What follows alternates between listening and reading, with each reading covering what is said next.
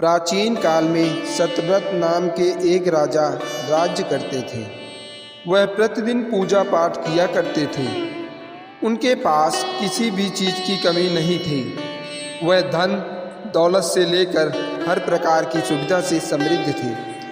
हालांकि इसके बावजूद भी राजा की एक अभिलाषा थी जिसे वह पूर्ण की चाह रखते थे। दरअसल राजा सतव्रत को किसी प्रकार से स्वर्गलोक जाने की इच्छा थी।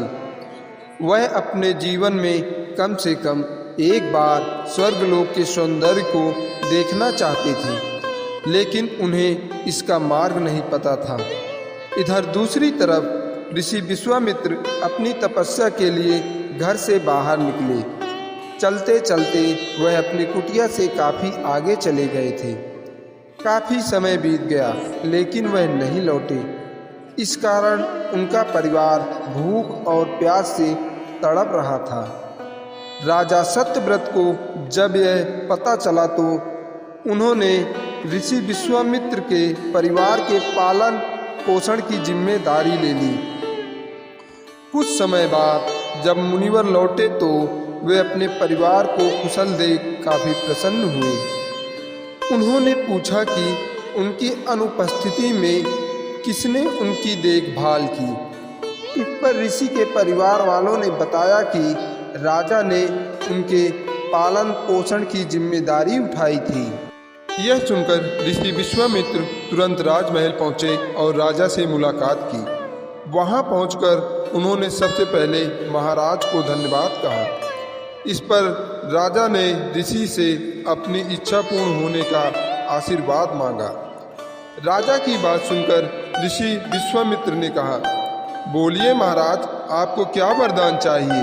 तब महाराज ने कहा, हे मुनि, मुझे एक बार स्वर्गलोक के दर्शन करने हैं। कृपया करके मुझे वहां जाने का वरदान दें। राजा की प्रार्थना सुनकर ऋषि विश्वामित्र ने एक ऐसा रास्ता बनाया जो स्वर्गलोक की ओर जाता था। यह देख राजा सत्यव्रत बहुत खुश हुए। वह तुरंत उस रास्ते पर चल पड़े और स्वर्गलोक पहुंच गए। यहाँ पहुँचते ही इंद्रदेव ने उन्हें धक्का दे दिया, जिसके कारण वह सीधे धरती पर जा गिरे।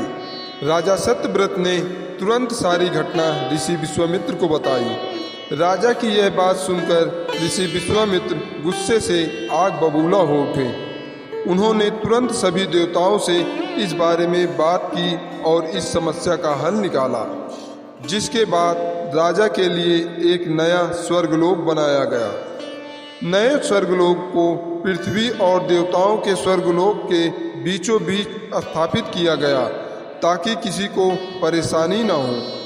नए स्वर्गलोक को राजा सत्यव्रत तो बहुत खुश हुए, लेकिन विश्वामित्र को एक चिंता सता रही थी। उन्हें डर था कि नया स्वर्गलोक कहीं जोरदार हवा के कारण अगर ऐसा होगा तो राजा सत्यव्रत दोबारा धरती पर जा गिरेंगे। काफ़ी सोच विचार के बाद ऋषि विश्वामित्र को एक उपाय सूझा। उन्होंने नए लोक के नीचे एक बहुत लंबा खंभा लगा दिया ताकि उसे सहारा मिल सके। ऐसी मान्यता है कि नए स्वर्गलोक के नीचे लगाया गया खंभा एक विशाल पेड़ के तने के रूप में बदल गया। यही नहीं, कुछ समय पश्चात जब राजा सत्यव्रत की मृत्यु हुई तो उसका सर एक फल में तब्दील हो गया। तभी से खंभे को नारियल का पेड़ कहा जाने लगा, जबकि राजा का सर नारियल के रूप में जाना जाने लगा।